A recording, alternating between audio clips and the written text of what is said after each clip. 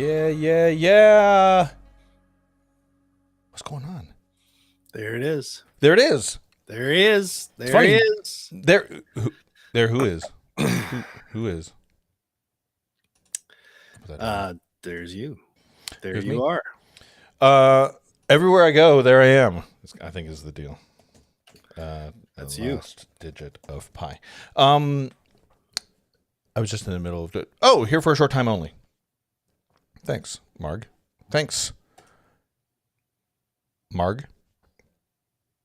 That's my mom. That's your mom. That is my mom. That's nice. It's nice that your mom joins you. My mom hangs out with me on stream all the time. It's kind of nice to have at least one person that is a fan. Yeah. Do you have one person that chills with you, like always kind of tunes in, that type of thing? No. Tonight it would be your mom.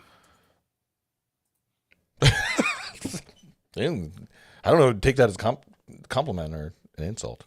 Well, probably an insult to me because I don't really have that many champions. You have one. I have zero. It's the only way that my mom. It's the only way that she sees me. Only way I see PJ. Yeah. She lives so far away from me. Well, it's kind of the only way I see him too. So. Yeah. When was the last time we saw each other? Like in person? Yeah. IRL. Before my son was born, for sure. True, actually, as a matter of fact. But I feel like the last time you and I hung out was Victoria Drum Festival. Oh yeah, that's the last Victoria Drum Fest. So yeah. 2019. Who was performing at that festival? Do you remember? Brian May. Brian May. Green. Brian May. Yeah, he did a Queen tribute. He pulled out his telescope and taught us all about solar systems. Brian Fraser Moore. Correct. That's right. I'm going to get her name wrong. Sarah Thayer. Yes. Yeah. And then her name, the girl from Japan. Yeah, who everybody thought was like 16. And meanwhile, she's like 35, university grad. Yeah. Yeah. I forget her name. Yeah. I can look it up. I'm actually in the process of looking it up. Well, that's a guy we could probably bring on sometime, and it's Murray. He's the Victoria Drum Fest organizer. He is. Senri Kawaguchi. Gotcha. Yeah. Brian Fraser Moore. Yeah. And Rashid Williams. Rashid was so good at that clinic. Yeah. Dude. Yeah. Rashid killed it. Yeah. He's John Legend's drummer, is he not? Oh, I don't know. Is he? Yeah. Pretty sure he's played with John Legend. He was going on tour with Chromeo. I love Chromeo, but I was not expecting him to be drumming with Chromeo. I sort of feel like we're missing someone, and pretty sure it was that might have been the previous year. Rashid Williams. Here, I'm gonna share my screen. I'm gonna share a tab. This is my tab share skis. Your tab share skis. There you go. It's my tab share skis. And I think I'd rather do that. Yeah. Rashid. John Williams.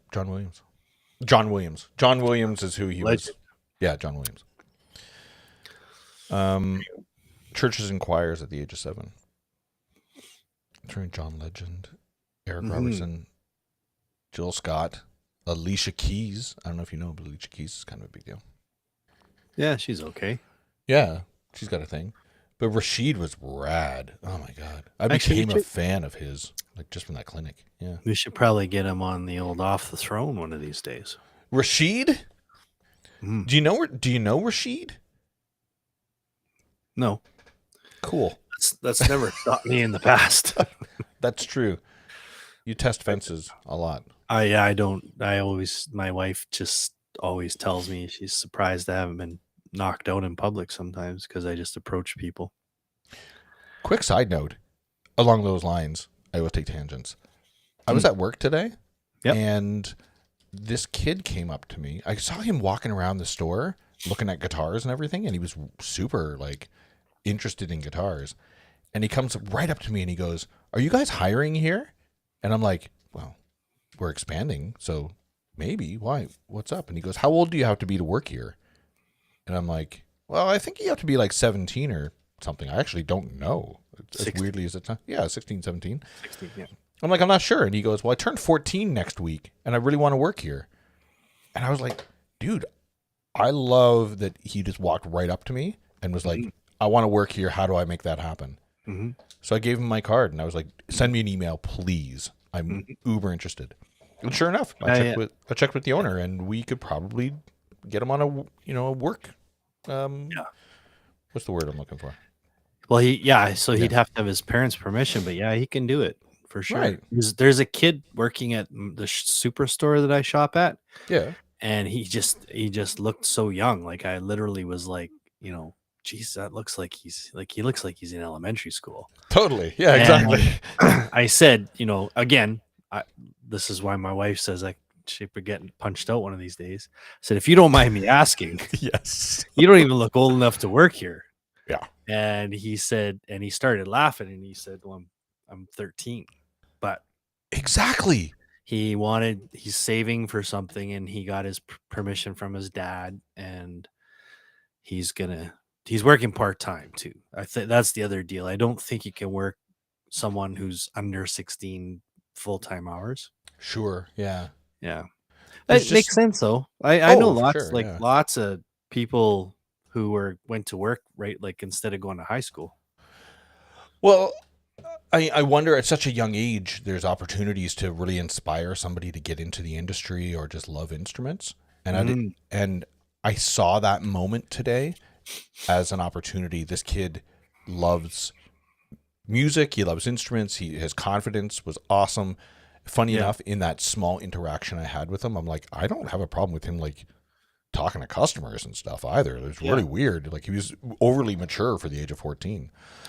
But yeah, we take for granted that we have opportunity even at drum festivals of people that don't play the instruments to scare the hell out of them and have them never play the instrument or be super inspired to play it forever, Yep. Yeah. Well, and the other side of that's interesting you bring this up because I was mangi my pizza this evening. Right You had manja pizza? manja homemade pizza, yeah. Oh, dude. Whole other conversation. Yeah. Totally other conversation. I Which will fit into this conversation. absolutely will. Yes. I was just thinking about the fact that you've gone back to retail. Yes. And of course, I have done retail myself. Yep.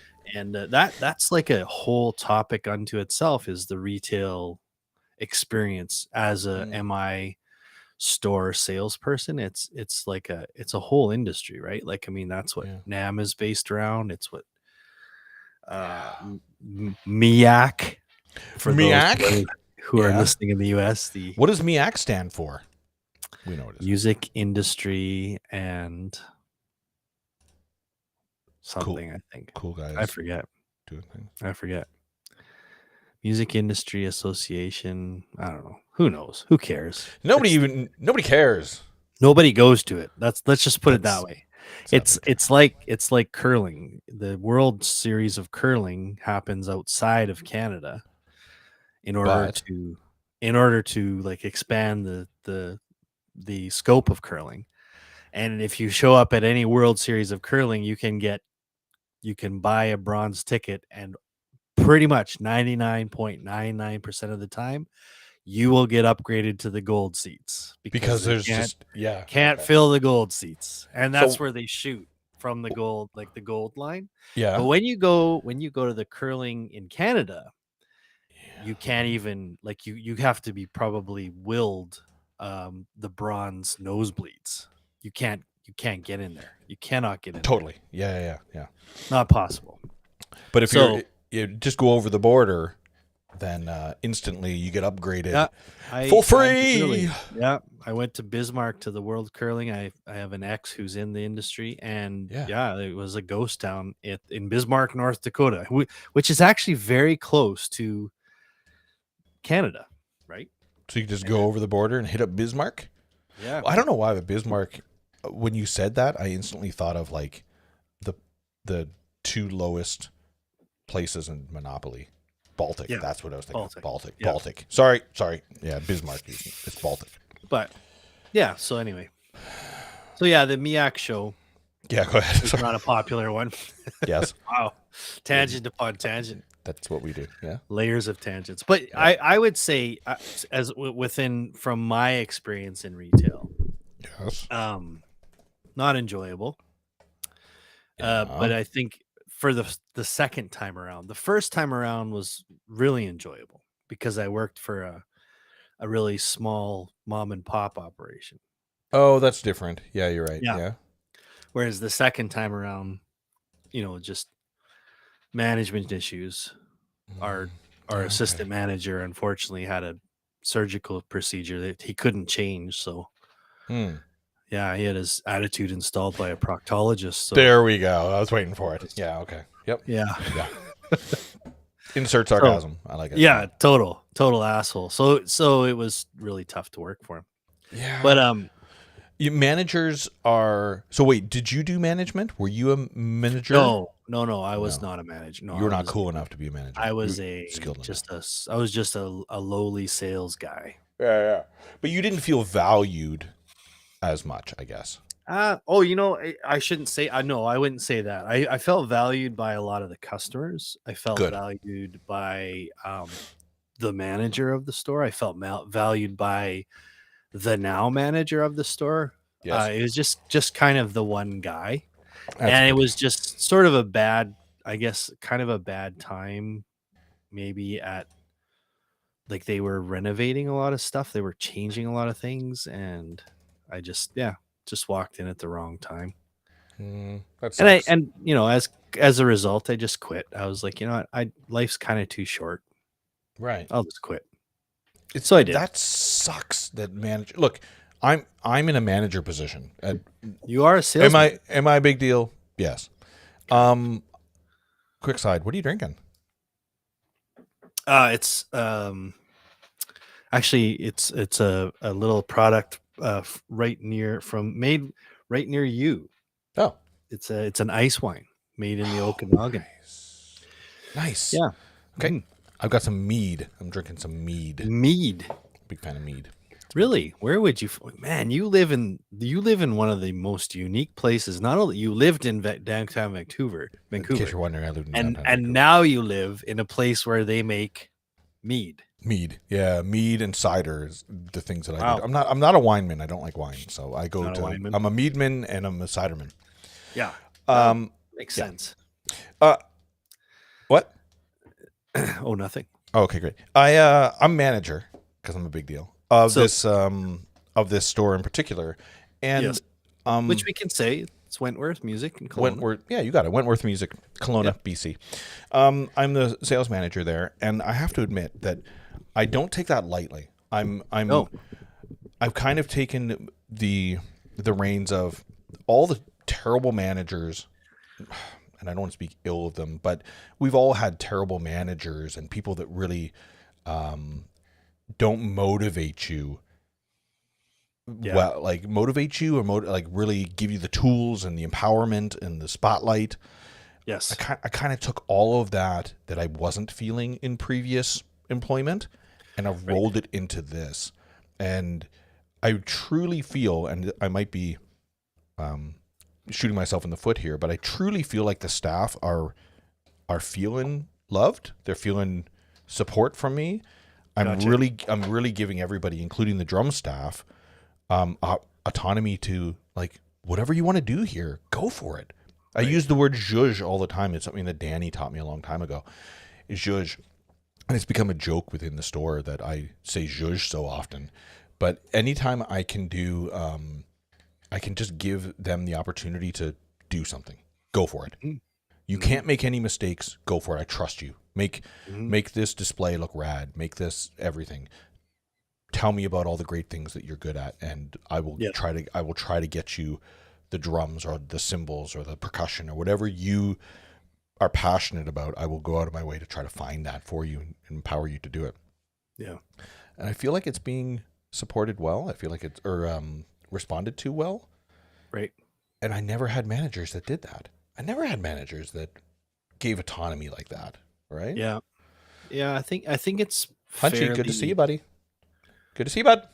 Nice. I think it's pretty, well, I should say not unusual, but I think at the level of especially at a corporate level, and I know you're in kind of a special situation because you've got a big store, yes, but it's not a massive chain. True.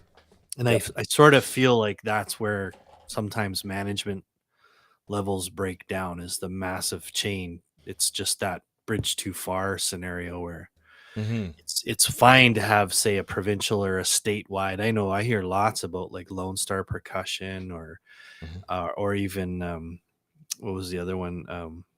Well, it escapes me at the moment, but I'll think of it. But they were statewide, so they were in a few places in states, and even a couple other states.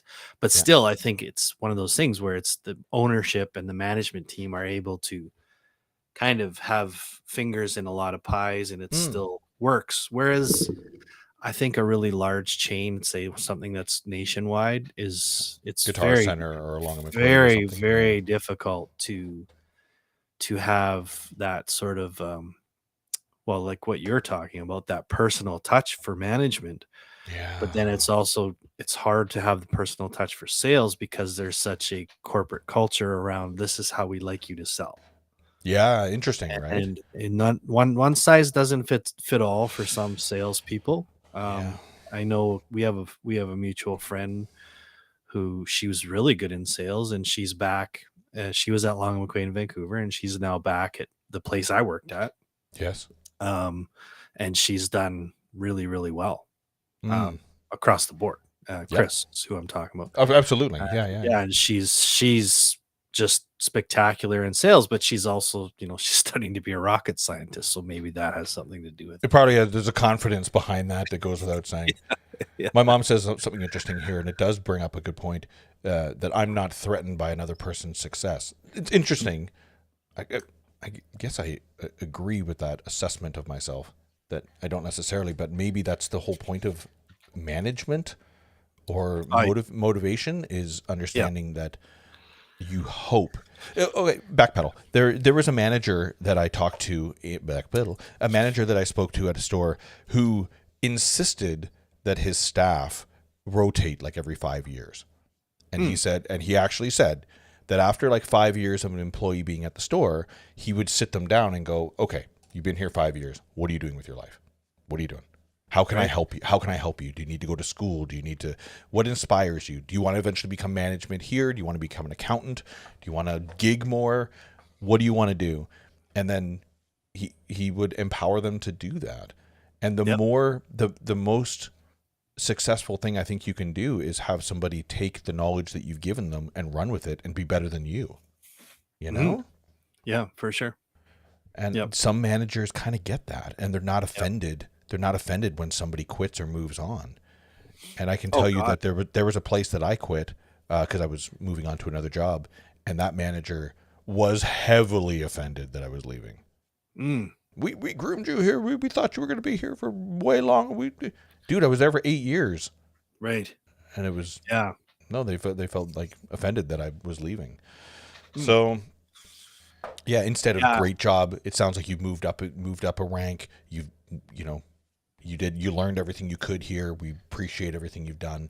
How can we help you how can we help you move on to better success, right? Yep. Yeah, well, and it's a slippery slope sometimes, because it's you're molding people who could become really great. But then if you're not a great manager, you could wreck sort of what's already there. Like, let's take the kid, for example, that entered your store. We'll call him the kid for now. The kid. The kid. Yeah.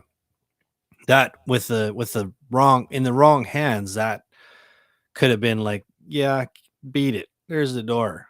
We don't 17, take kiddo, move on. Yeah. Yeah. So that's pretty demoralizing, and Right.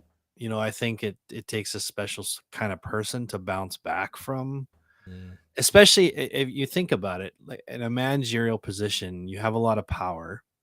In some ways, in other ways, you Mhm. actually have the power, like in my case, to tell that a pretty good employee, actually, Mhm. I might Yeah. I might add, I was a pretty good Oh, sure. employee, um, bordering on really good. Would you toot your Uh, horn, please? I would toot my horn some days, but other Yeah. days maybe not so much. But yeah, I mean, You tooted horns, folks. I bailed. I mean, I was like, you know what?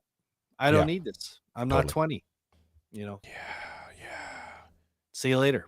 Yep. I don't need this. I don't need the headache and the stress from just No. showing up to work every day and trying to be be inspiring to people, you know? Well, and it's I find the industry, that industry, retail is such a funny industry because it's sort of filled with a bunch of musicians, Mhm. and it's the farthest thing from musical there is. Oh man. And Yeah. and you just have to understand that. It's like, if you wanna play more, don't get into retail. Right. Don't. Well, okay, so this is my balance, and I love that we're going down this road because you're right. Nothing made me want to practice less than hearing drums all goddamn day. All fucking day. Yeah, from all different levels and skills of playing. Hearing it all day didn't inspire me to want to go home and listen to it coming from my own hands, Oh god. right? Oh. On the other hand, weirdly enough, I've been really trying to inspire the guys at the office or at the shop Yeah. that I want them to be playing on the floor as much as they can. Yeah. That they're not just observing people playing. I'm trying to get the guys go if there's a guitar pedal that you want to play or check out, go plug it in and try it on the floor. Go play. Yeah, If yeah. there's a guitar that just showed up and you want to give it to, absolutely sit and play it. As you sit and play, you get inspired. Like you're keeping your Mhm. chops up. You get to Mhm. play on your own stuff. Mhm. You get to check out gear. Customers come over and ask questions. You get to hand the guitar to them or hand the sticks to them and go, Mhm. hey, check this out. And there's a gentle crossfade that can happen. But you are not the observer all day. You're the participator all day. Yes. And there's something, in my opinion, a little bit um, less weight when you leave the office, like leave the shop, sorry, Mm. when you've participated throughout the day versus observed. Does that resonate with you a tiny bit? Oh, I agree. I think that it's important for any salesperson to, and I would say encourage um, them to play with the other instruments, especially if there's nothing going Yeah. on. It's Yeah. like, I'll give a good example of when I was at the mom and pop shop, and I came from a town in Manitoba called Brandon, and there was a store there called Ted Good. Nickelback's from there. No, they're not. They're from Hannah, Alberta. You heard me. They played there. Sure. But You can't say they played. Yeah, that's fine. they played in Brandon. They did at the Keystone Center. It's where the That's awesome. Weekends play. Oh, that's awesome. That's the most famous thing about Brandon. But so Brandon, Manitoba. yeah, man, it's a tiny, small village. Yep. So anyway, there's a place there called Ted Good Music, and Hmm. it literally was. I think Ted's still alive, and Cool. he sold it to a guy named Bill Robinson. Bill sold it ultimately to Ian, his son. So I worked for the company between Bill and Ian. Bill sold it to Ian while I was working there. But one of the really good things that I think came about the two of those guys, they're again, Ian and Bill were more so business oriented, although they played instruments. Yeah. Was that Bill understood because of these crazy new minimums that a lot of companies, big companies, place on retail outlets. They had to sort of find more creative ways to move products. And so unfortunately they lost a couple contracts. Like I believe they lost their American Fender contract. They simply just Mm. couldn't lay down 100 grand in like 6 months. Sure. Yeah, that's So right. what they did was they took on the Godin line, which is of course Gary Godin, who's from Quebec, And You know what's funny? I never knew his first name. Gary Godin? yeah, Gary That's Godin. fake. I met That's him. fake. That's I not met him, him. Gary. Yeah, it's Gary. He can't We be share GG. Like we share that in common. Is he a Marvel character? Could be. Gary Very, Godin. very could be. Okay, I'm sorry. But he actually sent a guy across Canada to teach these small businesses how to sell the lines, so the seagulls, the A&Ls, Art and Luther, yeah, yeah, Godin, yeah. and especially the Art and Luthiers, because they're a really good price point, and there's really nothing wrong with them. Anyway, so it was because of that sort of, we all sort of sat in on that sales meeting, and I found it incredibly interesting. There was lots I didn't know about guitars at the time. I didn't know wood breathed, and I mean that's relevant to me as a drummer as well. But and just what it meant to bookend wood. So as a result, there was a lot of times when I was at the other place I was at, the bigger place. That which we do not speak. I'm not going to say their name. No, don't.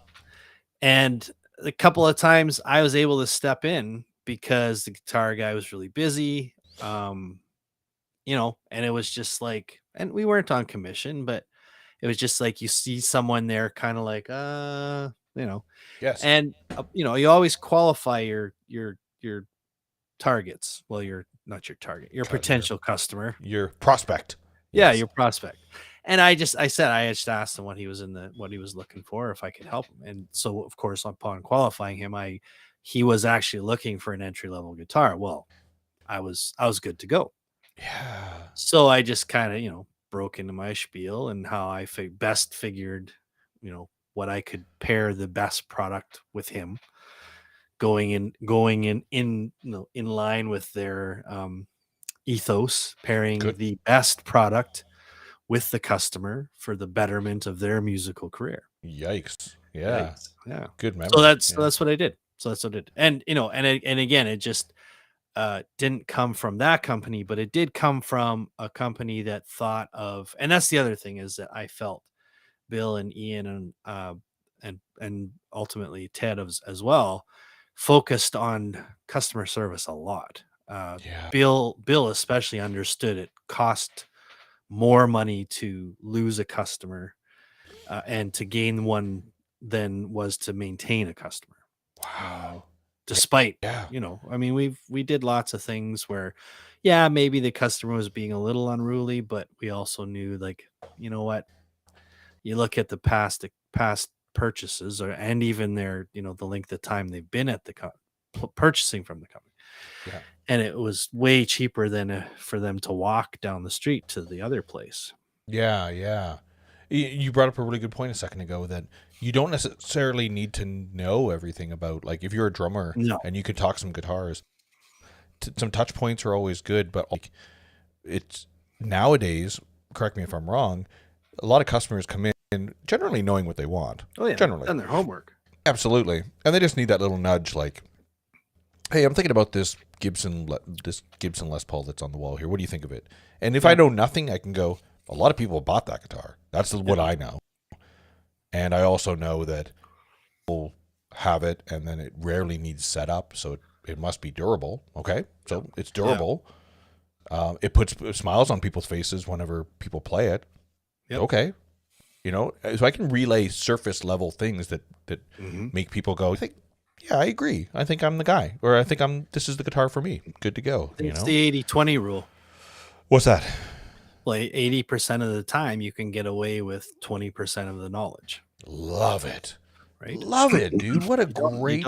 You don't need to know the whole, and like you say, like, especially selling to a beginner. And I think this is across the board, for drummers, for guitarists, for keyboardists, for anyone that sells musical instruments. If you're an accomplished musician, you could sell an instrument to anyone that's a beginner in another instrument category. You could, because you know the lines, what an instrument is on an entry level.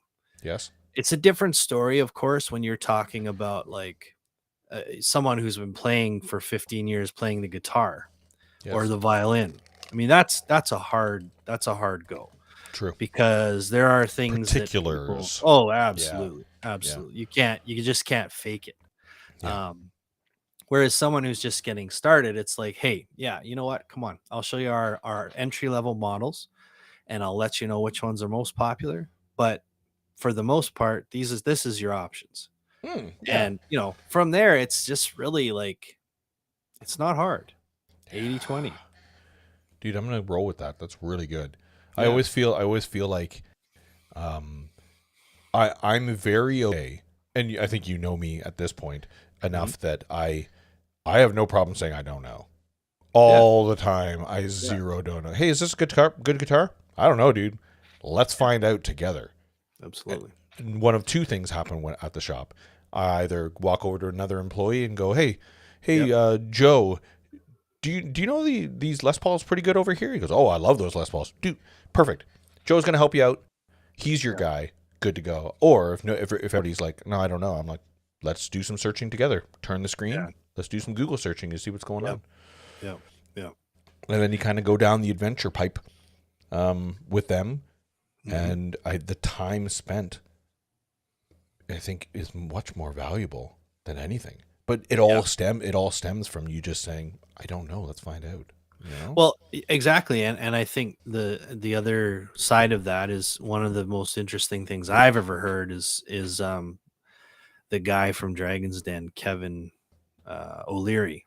Yes. He's big into wine, Yeah. and he said 98% of the world's wine sales are bottles priced under $20. Whoa. That's the biggest market there is. There's a Wow. small market for bottles above that. That makes And sense because there's a yeah, lot of them, dude. yeah. And so, when you think about it, Yeah. it's again, the larger market is entry level, Yeah. not pro. I mean, and let's face it, when you're carrying gear in a retail store, I mean, you're carrying gear for someone who's just beginning to someone who's at a certain level, and then they kind of cap out because they're either going to a specialty shop, True. or they've got an endorsement, Yeah, good point, as a matter of fact. right? I don't Yeah. think somebody's first car, hey, I just turned 16. What's my first car? Lamborghini. Here you Yeah. go. It's rare. It's rare. It's like, Very hey, rare. Yeah. you get this shit beater for the Yeah. next 5 years, and then maybe you get a Yeah. BMW. But yeah. Right. Yeah. Yeah. Yeah, would you say that old classic rite of passage situation? I'm a big advocate, before you answer that, I'm a big advocate of, if you get a good piece of gear, like if you get a good drum set Yeah.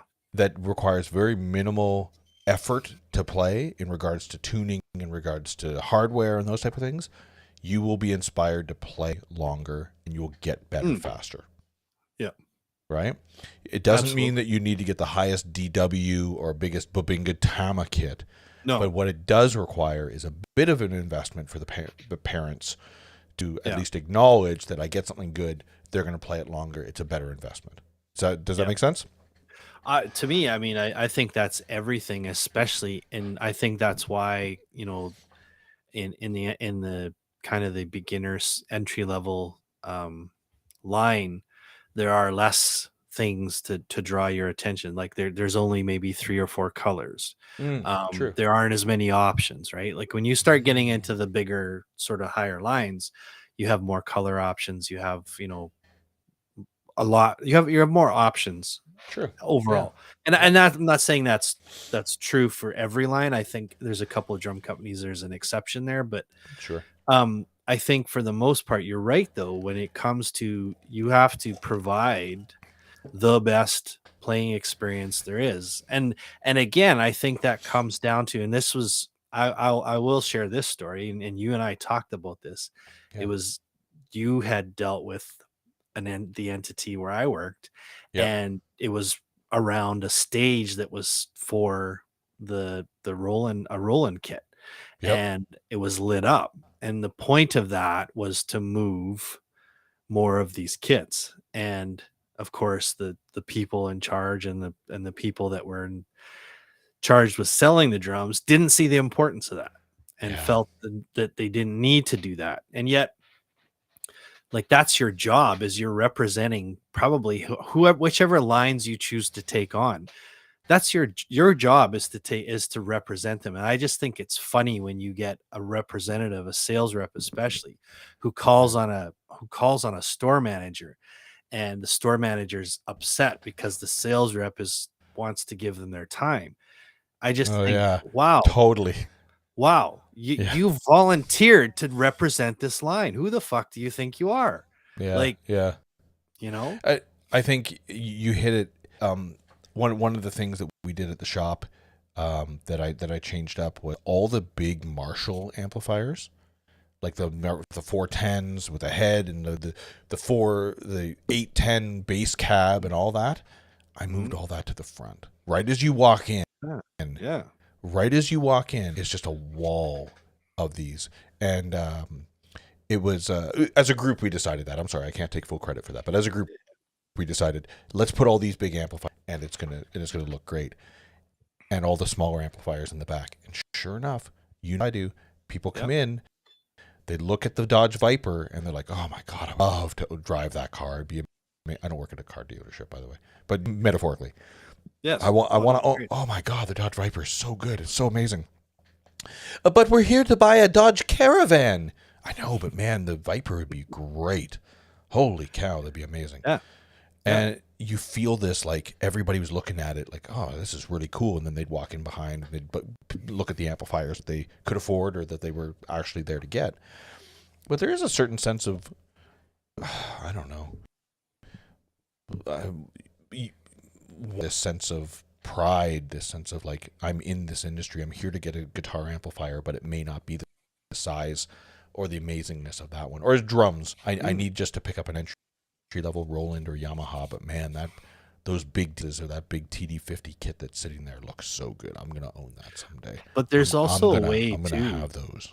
There's also a way to dress that up, and I think that was for me when I first started in doing music retail. Yeah. I mean, I had there was a kit on the floor that my boss said, we've had this kit for 2 years. It's an old, like, I think they were actually almost ready to retire the line, but the store had this kit for such a long time. It was a hard sell. It was like a chrome mirror finish, and it was certainly not for everybody. Sure. And That's the hardest part about drum totally, stores. Yeah. totally. Yeah. And it was just like, for me, so this is where I feel like we buy with, the same as you, like when you listen with your eyes, you buy with your eyes, right? Like you see Yeah. so I think the same can be said with this, is that, and it just so happened the time Zildjian had come out with their titanium series, there were silver cymbals. And so I asked the boss, I was like, okay, could I package this? Could I package these?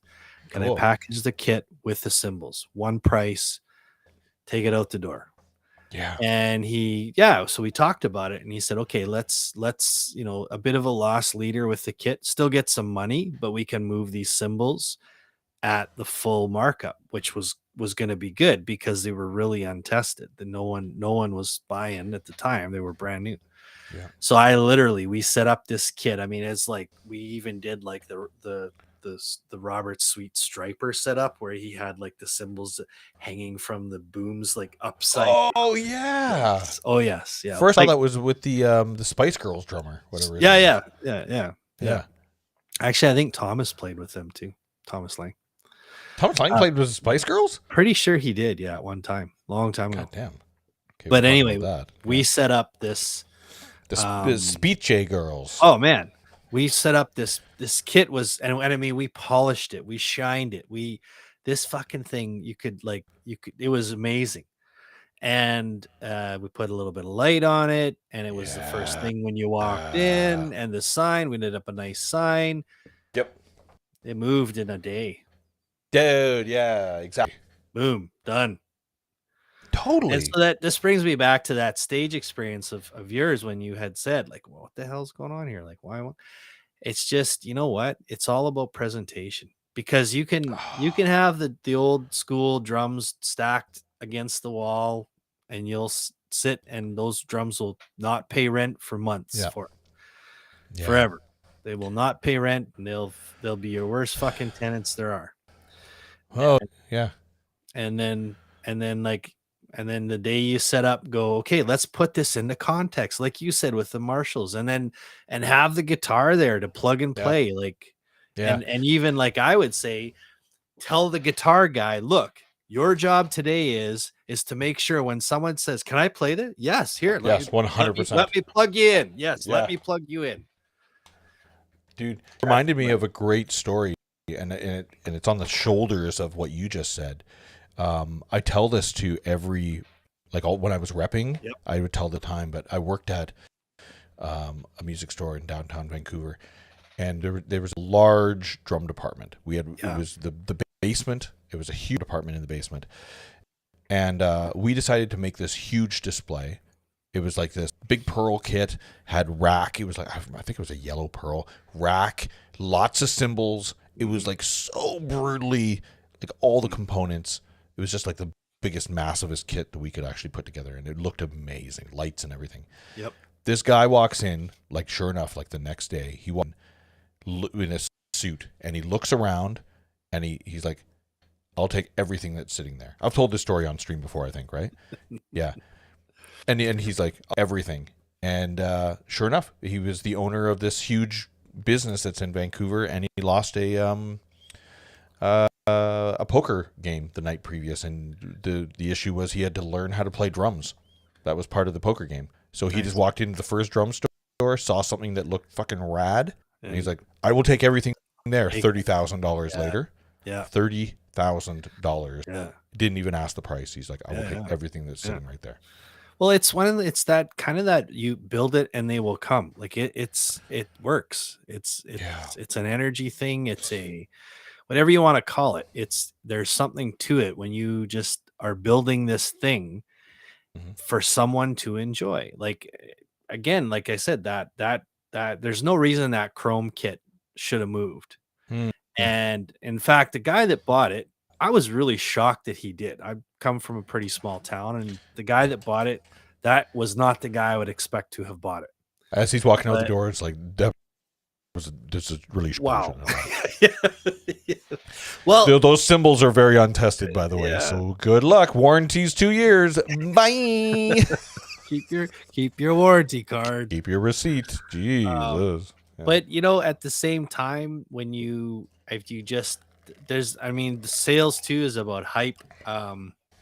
When I started a project that I started years ago, it's gone now, something called the Black Page. It started off as just a little newsletter for all the drummers where I was from, the Ted Good Music Drum newsletter.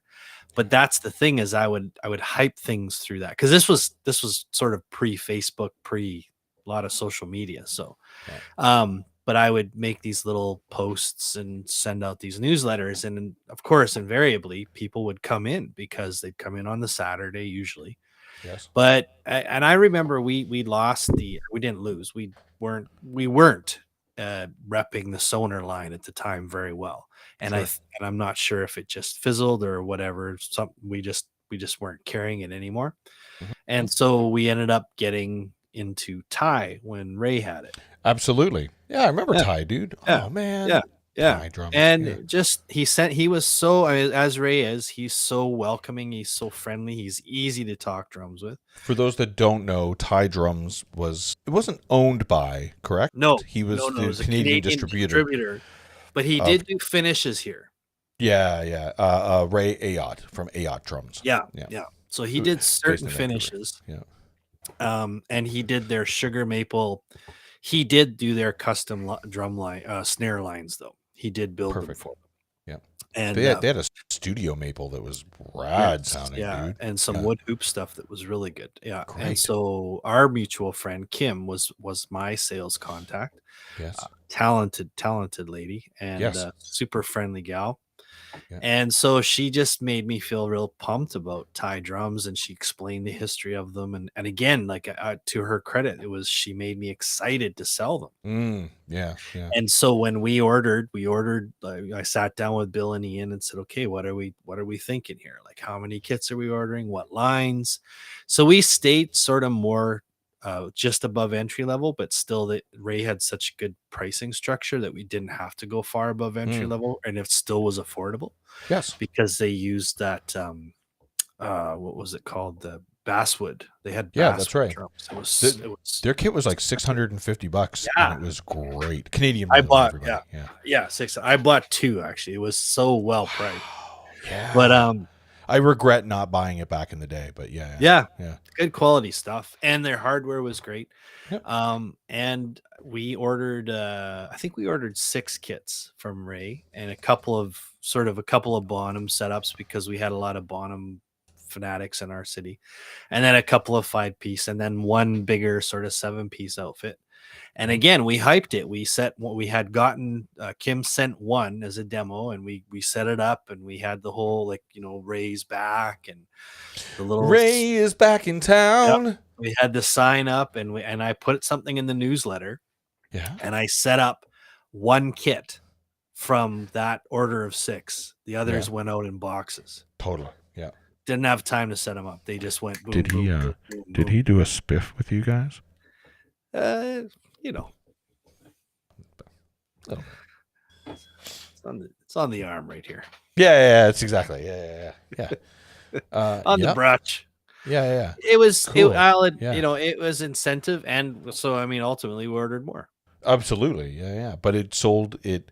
It was the right price point, and more importantly, it was direct competition for Yamaha's Rydeen kit at the time. Definitely. From going back in my memories. Yeah, and to our, like, we were at such. I always say this about Ted Good's.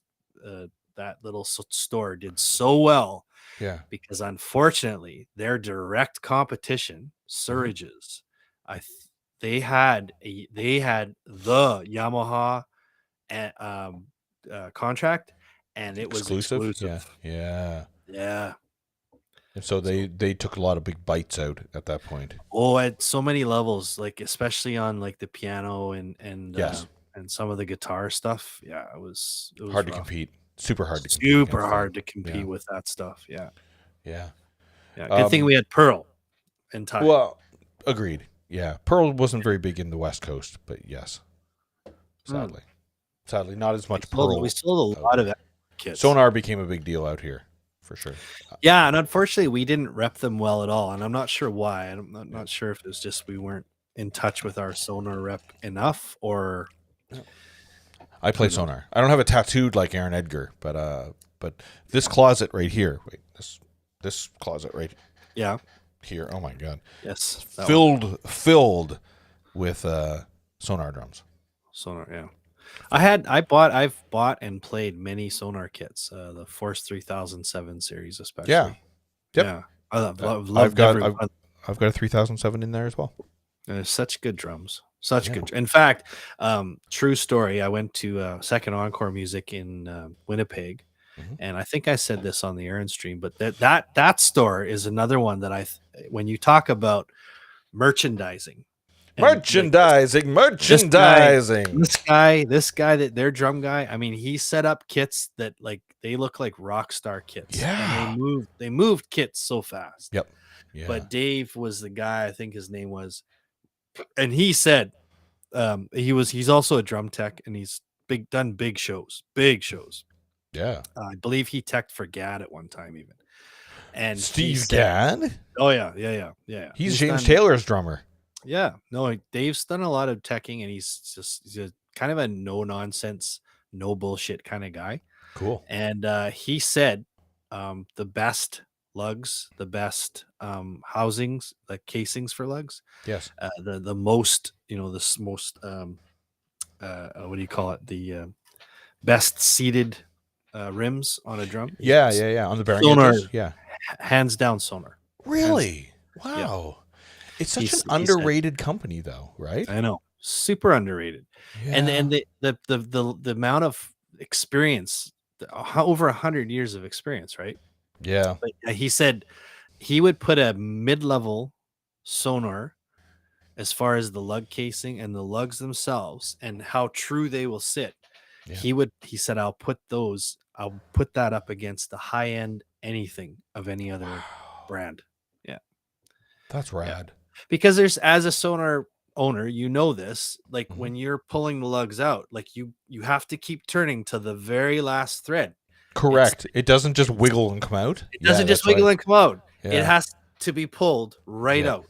Yeah. And that's why he said that's why that's the trick. That's the magic right there. Is they stay true all the way down. Yeah.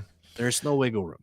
I've talked about this. We're going to get a little fanboy here for a second. Sure. But I've talked about going to the sonar factory in Germany. I was honored to go to the sonar factory, which my liver, I think, is still recovering from because there was a lot of drinking involved. There would be. They kept us pretty drunk. And do you like sonar? Yeah, sonar's great. Sonar's great. It's the best ever. It's amazing. I've told this many a time is that I can still picture the face of the old lady that does the rivets on the cymbal stands. She just sits there like she's knitting and crocheting. The cymbal stands come down and she's got this rivet gun. Boom, boom, boom, done. And she was like easily 90 years old.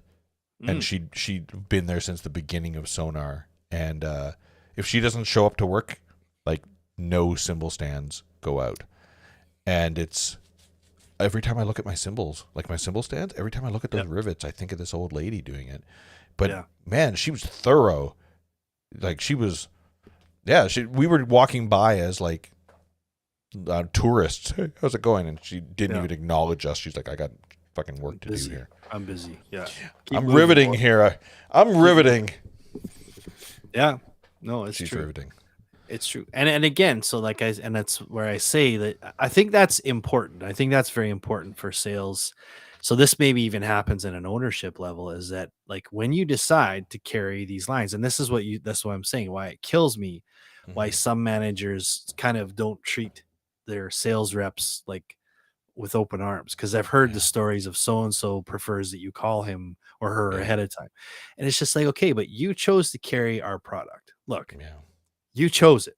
It's, we're just making sure that you're, but I think it's up to the store to say, okay, what is the selling feature of your product? It's kind of a catch-22 in this case because there are certain sales reps that would show up and it's all sales, like it's car sales. That's true. And I have to admit, I've talked to my guys and at the shop, and they, to be honest, could care less about sales reps coming in because it's just like one guy at the shop was like, I don't care about sales reps coming in because anything that comes out of their mouth, I'm learning already in Google. I'm already learning the moment the product comes out. Just tell me that product exists. I'll look it up and I'll know everything about it. Sure. And I was just like, yes, but how do you get more out of the sales rep? How do you ask the questions? How do you get them off script, right? Oh. And sadly, most sales rep that do come in, they're on a script. And I don't want to speak shit. I don't want to speak shit about sales reps in particular, but I do feel like they're reading off a cut sheet. They're not a drummer. They're a guitarist selling drums, or they are they've got a wide line and they've got a drum line that they're repping, and they don't necessarily know how to speak to drummers, so they're just going down the line. Did you know this has 90-degree bearing edges? Also, something worth noting, this has 8 lugs around the snare, and it's pretty good. This supports Remo coated ambassador drum heads, in case you're wondering. And you're just, okay, thanks, dude. That's common knowledge. I could have figured that out on my own. Why are you wasting my time here, right? Yeah. So how do you get, we keep coming back to the being inspired conversation, but how do you get sales staff inspired to ask questions or engage with sales reps, throw them off script, and arm them with the right information so that they can disseminate it down to the prospects, Well, and I think too, in my experience, there was probably two people I can think of that. Um, the one guy was worked for Ericsson Music, Hmm. and he repped Pearl drums for us. And Hmm. another guy, I know who you're talking about. yeah, I know who you know. I know you know. Okay, good enough. Keep going. Yeah. And then the other guy is he's a rep for Coast. Actually, there's two reps for Coast that I Hmm. think do a really good job. But the True, one guy, actually. Yeah, I know exactly who you're talking about. Yes, yeah, 100%. Yeah.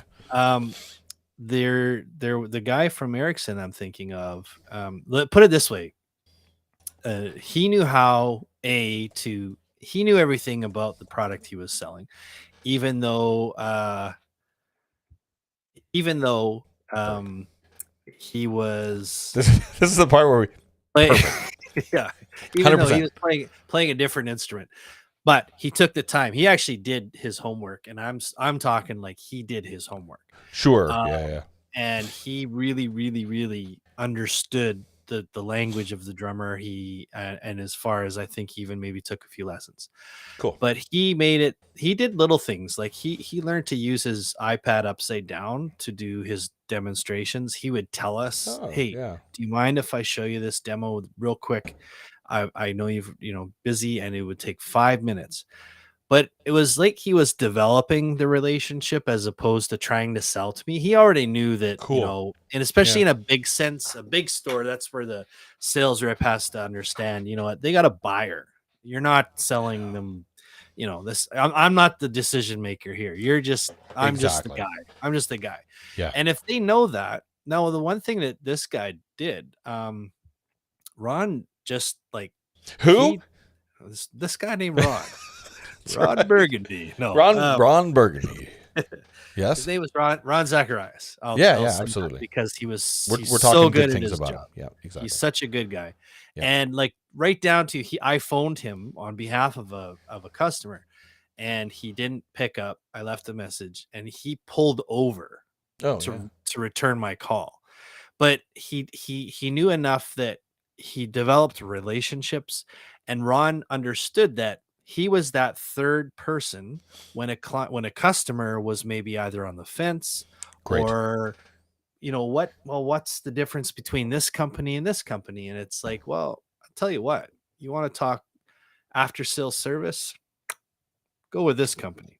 Love it. um Yeah. and that's I often would get people walking in, and this is a little bit off topic, but not really. Go for They it. would come in with the price from an Amazon site or from Guitar Center, and of course not understanding this was an American price and this was shipped from the States. Yeah. Okay, so then you go on. I was used to be armed with this site called therealprice.com, and it would run through like all of like the GST, the bill of lading, all of that they would have to pay to get that product up here. They were Yes. never ever saving money. Add to that is, I said, now the thing breaks down. Who are you going to take it to? Not me, because I'm not No. going to honor the warranty on something you fucking shipped up from the States. Yes. So good luck trying to get your thing fixed, and/or, okay, yep, send it down. We'll have a look at it. You'll get it back in 6 to 8 months, Yep. sort of deal. Yep. So it just became this thing for me when I started understanding that some of my reps were like, the coaches on the hockey teams, they have a third coach up in the bleachers that watch the game from way above, right? Like Yeah. that's the secret to good hockey teams, is they have coaches that sit in the nosebleeds and they watch the game from afar. From that perspective, from the Yeah, 500 yeah. foot view type thing. Yeah. Yeah, Yeah. Yeah. yeah, yeah, and many good reps know that. Ron's one, Eddie's Good. one, Al's another one. They're all Scotty's one. Yeah. They understand that, and they're always willing to. And as were you, you and Darren were very good Thank you. about. You knew that, okay, this guy needs this. Okay, I know that Paul and Darren or Ron would be willing to work with me. Yeah. Not necessarily on price, but on Well, that something, goes without saying. something that could kind of happen where it's like, blah blah blah. And more often than not, it's just a question of asking. because Yes. if the answer is no, the answer is no. And if there's something, and I will always to this end, I will say the most impressive thing I seen in the electronic components was when I needed those little screws for my this guy right here for my mounting plate. Oh yeah. And this guy right This here, guy here, yeah. boom! I had them like within 2 days. Yeah. Oh, Right? I had to take apart an entire rig at the office to make that happen. Am I a hero? Yes. Yes, I am. Yeah. But to that It's end, the small things. It's the small it's the things. small things, Yeah, and yeah. sometimes you can circumvent. Because I there was a couple of times with the big company that I worked for, Mhm. it was going to be weeks and weeks and weeks and weeks, and Yeah. because of my relationship with the rep, um, they just sent me one Yeah. and build it to us, but it didn't come from the fulfillment center, but Yes. it was because of the relationship I had developed. Ergo, because the sales rep understood, hey, every little thing we can do to create that, it's the 1%, the little Yeah. 1% improvements that you make over years and years and years is what counts. You hit home hard there with uh not to say that you weren't a special situation, but it wasn't unusual because I lived in downtown Vancouver, by the way. Right? It wasn't unusual for me to be at the office, have somebody from like Yeah. some obscure store go, oh, I'm missing a screw, or I'm missing, Mm, hey, this pad's not working. I think there's something wrong with this cable or whatever. I would just grab it and drop it off on my way home. It made sense. yeah. And it would Yep. just close a sale. It would make it easy for them just to go, hey, the rep's coming down. He'll be here in an hour. Do you mind hanging out? Yep. Done. Yep. And I could Yep. hand it off and go. Yep. The small advantage when dealing with the big guys in this role as a sales rep was that I didn't need to sell to the guys. I didn't No. need to walk in and like to the average sales staff, you know what I mean? Like the Yeah. Yeah. the pawns, the easily fireable people, you know what I mean, of course. Right.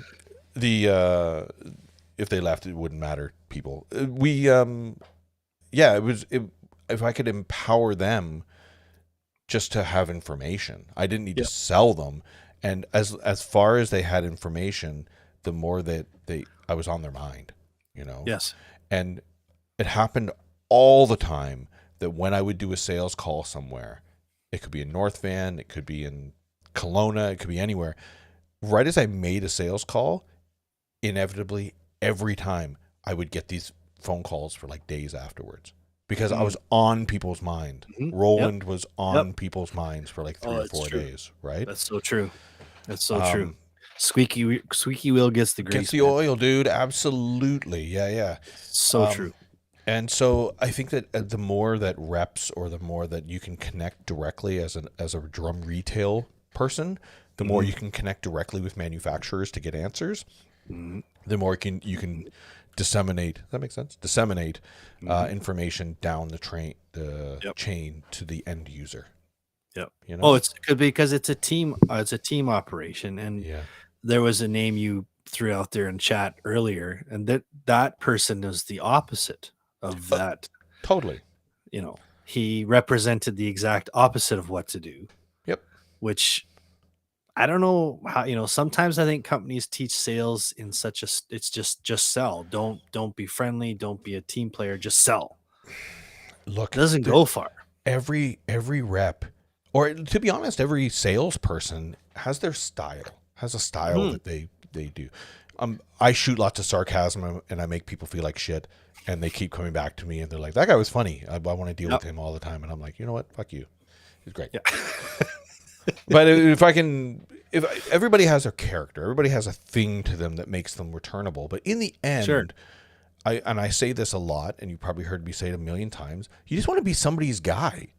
Oh, You want absolutely. to be, when people go to stores, they don't want to deal with 10 different people. If I'm going to get my car oil change done, I don't want a different face every time. No. I've got a guy. I want a guy. I got a guy. Yeah. Or a girl. Right? I got a girl.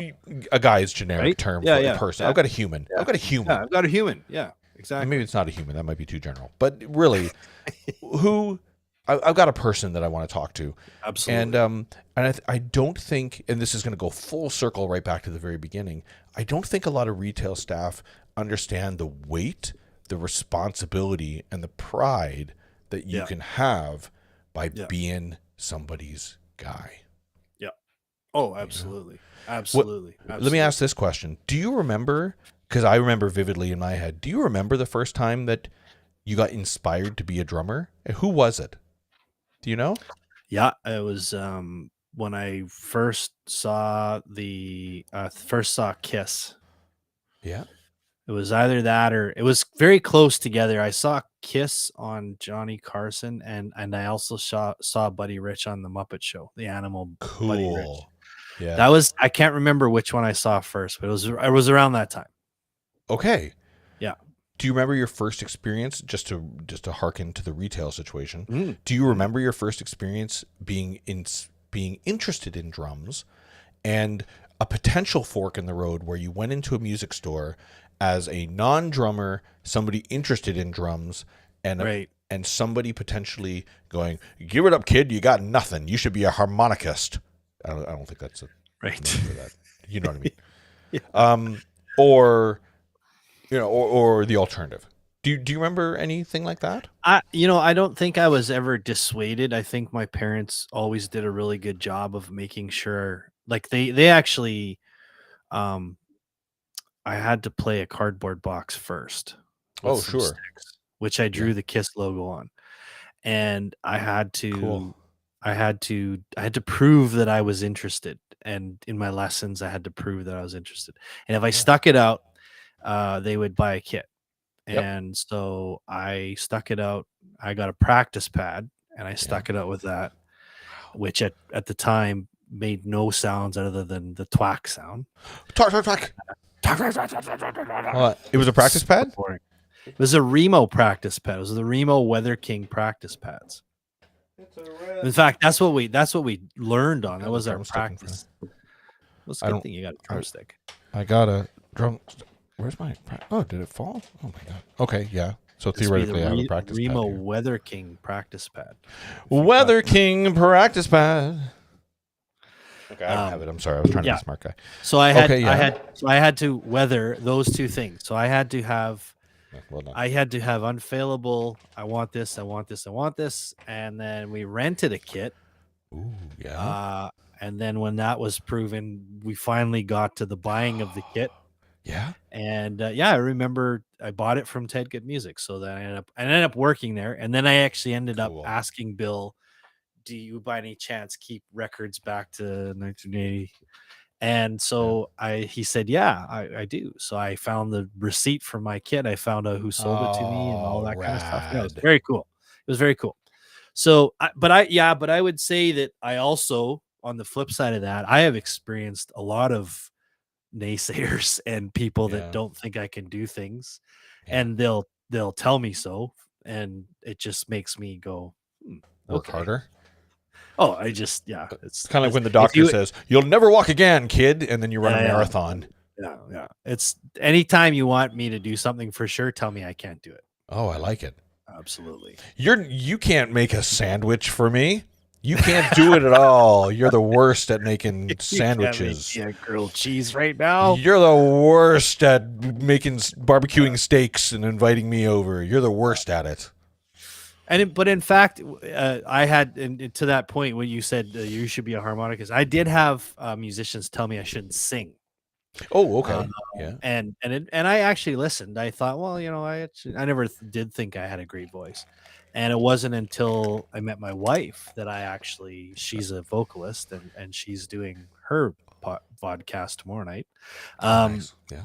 She by the end of my lessons with her, I was singing leads in our house gig in China. I was Rad. I was singing lead vocals. So Yeah, you've illustrated the point. Yeah.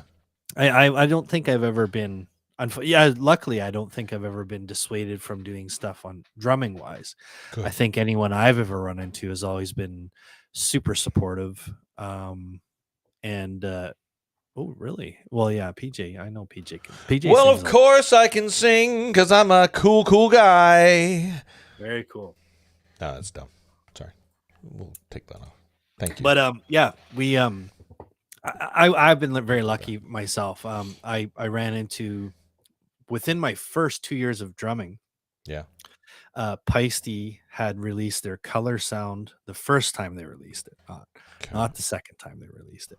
Pasty color sound. It's pronounced pasty, by the way. Oh God, here we go. Sorry. How do you say it? Is it Pasic or Pasic? I don't know. Yeah, exactly. However, I let the other person in the conversation pronounce it first, and then I just pronounce it that way. Or I'll choose the opposite just on purpose to piss them off. It's actually Peisty, by the way. Peisty, like feisty. Jackass. Yeah, Peisty. That's what I said. No, I know. Someone Peisty said, color sound. Yeah. So this was the very first time they released them. Okay. And there was a guy that was doing. They were touring with all these cymbals, and they did a clinic. It was my very first drum clinic. Yeah. And it was Paul from he was the old president of Pearl Canada, who's passed away now. Yes. Paul was the drummer, and I remembered that. And years later, I was able to tell him that was my first clinic, and he was super honored that I remembered that. But and then not shortly thereafter, when I went on the road for the first time, I think it was the second or third week on the road, maybe. Dom Famulero was doing a clinic in town with Rod Morgenstein, so I've always just run into really good people. But you have no problem walking up to them and saying hello.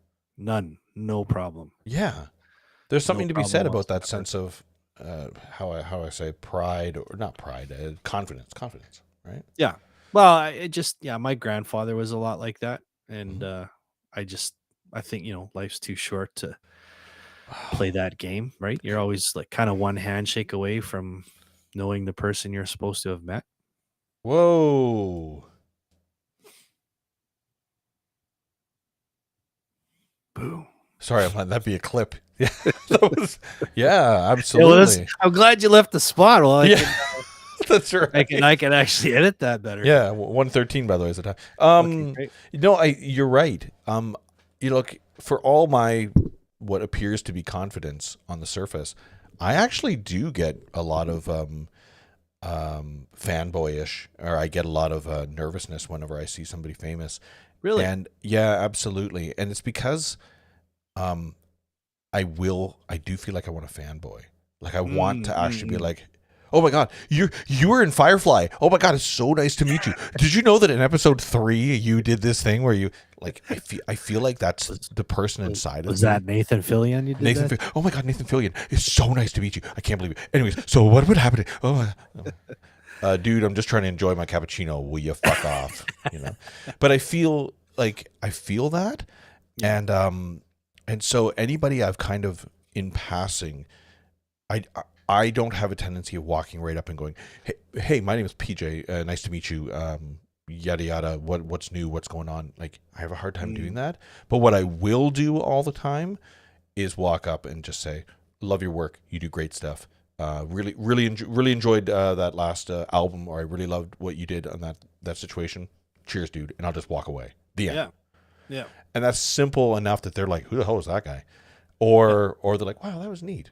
Like that's the type of interactions that I find at least keeps me in check. Yeah. Quick story, which I probably told as usual.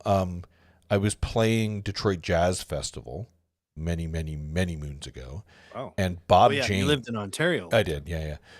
Bob James, if you guys know Bob James, brilliant pianist, but he is part of the supergroup Foreplay.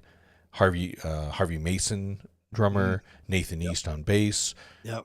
It changed between Larry Carlton and Lee Rittenauer on guitar, but Bob James has kind of been the main guy in it. Bob James was headlining the weekend along with Elvin Jones. And so now that I think about it, there's 2 stories in that. Actually, I'll start with the Elvin Jones situation. Cool. I was kind of part of the tech as well. We were doing lots of recording, and I needed to get everybody to sign waivers. And I went up to Elvin to have him sign a waiver that we were recording, and his wife yelled at me hard. She was like, "Get away, get away, get away." I'm like, "What? I just need to decide the situation." Nope. And she was like, "Go, leave, leave, leave." And I'm like, "Oh my god, okay." So I left, and then somebody else had to go get it. Anyways, that was my interaction with Elvin Jones. Wow.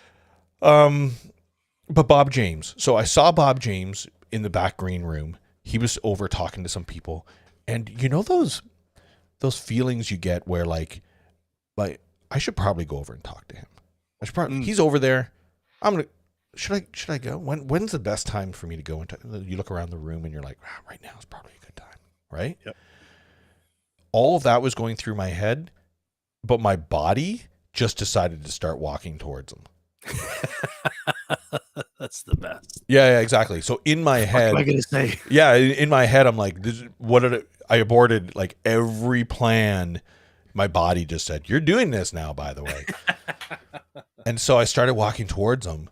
And then we made eye contact, and I walked right into his circle. He was like talking to 3 people, and I just kind of like walked into the circle, like so that I'm part of the group. Hey, Yes. how's it going?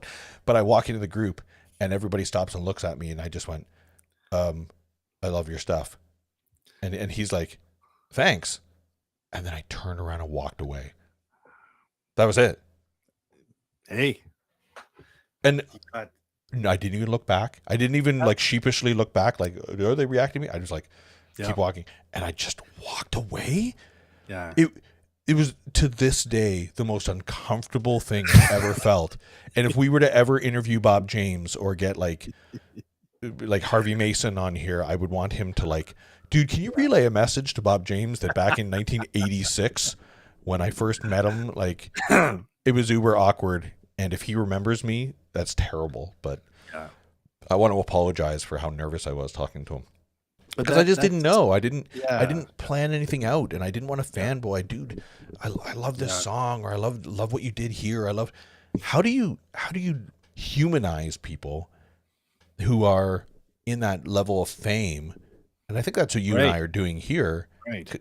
Because I really wanted to fanboy with Aaron last stream. Aaron Comas. Yeah. With Spin Doctors. I'm a huge Spin Doctors fan. I love Spin Doctors. And I needed to contain myself and just be cool guy talking to Aaron. But truthfully, there was a couple times I looked in our stream, I kind of looked in the corner and just saw him. And I was like, oh my God, I'm talking to Aaron. That's awesome. So cool. I don't know if I wouldn't say that I fanboy very much. I don't know if I ever have. Yeah. And I'm not entirely sure why, because I have like the utmost respect for certain people. Like but I also, maybe sometimes I don't have like the obvious, like I probably would lose my shit if I met Jon Favreau, to be honest with you. Really? He's so like, because he's so talented. Like the guy is just so talented. How often does he get told that he's the man behind the man? Probably a lot. Like he's the man behind the man. Yeah. He's just like this one of those guys. He's like just the triple threat. He can write, he can act, he can produce, he can edit, he does everything. So I guess I always feel so very uncomfortable in those situations, because it's like I'm never gonna be as good as you. Like that's the only thing. Totally. Yeah. I'm not saying you're not that, but I can see why you feel that. Yeah, absolutely. Yeah. Whereas, like, I don't know. Like, I guess for myself, I've been on quite a few gigs where I played with someone either famous or semi-famous or before she was famous, sort of deals. Yeah. Or we were opening for someone kind of famous, or famous at the time. And I can pinpoint it actually, my tenure into live music performance as a fill-in guy or a band. We were a band that was called upon to do singer-songwriter stuff. And it was a country vein, which I have all the utmost respect for, but I never listened to it. Yes. So I met a ton of people that I now know who they are, but back then I had no clue who they were. I had like a 15-minute conversation with Marty Stewart at one time, who was just an awesome guy. I had no clue who he was. It's like, so what do you do? He goes, well, I'm a singer. I'm like, oh, Yeah, cool. What do you sing? He goes, well, Tempted and blah blah blah. And he's like, totally. I was like, oh, you're Marty Stewart. He goes, yeah. Oh, okay, awesome. That's awesome. I know that song, Tempted, Yeah, for yeah, sure. yeah. That You happened know, with me with Headley. Yeah, I was out for NAM dinner with a whole bunch of people, and there was the guy beside me, and I was just talking to him. Oh, Tommy, yeah, good to meet you. Yeah. Oh, you work with Garth Richardson. Awesome. Oh, Garth's a great guy. And we just were talking, and I'm like, oh, what's your band? By the way, we've been talking for an hour. Like, well, what band do you play in? And he's like, oh, Headley. I'm like, Headley. oh, Oh, and you're just sitting here eating steak next to me. I'm right, sorry. right. You were human until I found out that you were from Headley, and now I'm a little starstruck. Yeah. And sure enough, we kept in contact afterwards, and he's a cool Yeah. guy. But still, like, people are human until they're not. You know? Yeah, and you see, like, and especially when you do it like ahead of their fame. Like we backed up. We had a CD release party for a girl touring across Canada who was about to sign a record deal with a major label, but Yeah. she was was on the tail end of her initial release, and she ultimately went on to release one of the biggest female country albums of the ever. Is that Miss Twain? Yeah. Wow. And yet when we played with her and we did 3 or 4 songs Totally. with her, she was like, yeah, like it's 2 years later we were watching the World Music Awards. I'm like, that's that girl that we backed up, and she's sitting beside Michael Jackson. Yeah. And That's yep. what the hell did we do wrong? How is she there? We're not. I think being in this industry, we're around all those people enough that when you see them on TV, like to hang out with Brian Fraser Moore, like while we were doing clinics with him and just hanging out with him and eating dinner with him and him just doing his thing and talking, and then to see him playing the Super Bowl, I'm like, that guy, he likes his steak medium rare. I know, and he had a Diet Coke for lunch. Like, I know that guy. And he's playing the Super Bowl. That's crazy, right? I always. I don't think he had a Diet Coke, by the way. I don't know what he had. I'm not sure what he had. I don't remember. I didn't write it down that night. I did have to from a political from a political side. We were. So, oh my God, I'm gonna divulge this because I'm gonna tell you flat out. I don't care who's listening. I didn't know what his situation was with swearing or drinking. Right. Oh, okay. Yeah. And so we do both. Well, I'm a big fan of both. Yeah, exactly. And so, hold on a second. As am I. Quite. So both Darren and I had a bit of a deal where we're like, okay, nobody move. Like he's our artist that we're working with. Gotcha. No drinking or swearing until he does it. That type of thing. Yeah. Right? And so the moment we arrived at the drum festival, he walks right up and grabs a beer, like a Corona. And I'm like, okay, well, game's on. I guess we're drinking. Nice. Sounds good. Nice. That's great. Nice. And then we're talking. And then like right away, like almost in the first 2 sentences, he's like, wow, fucking hell. You know what I think? And I'm like, game's on. We're good to go, boys. Everything's great. Okay. Yeah. Like I looked at Darren and I'm like, perfect. The night's great. This is good. Swearing and drinking's on the table. We're good to go. Yeah. Yeah. Right? I don't need to try to be like fake ski boy. I get to actually like hang out and be cool guy with him. So it was good. Yeah. Yeah. And I think that it's reading the room, you know? It's exactly what it is. And I had the opportunity to host a guy who does neither. And so I had him here for the weekend one time.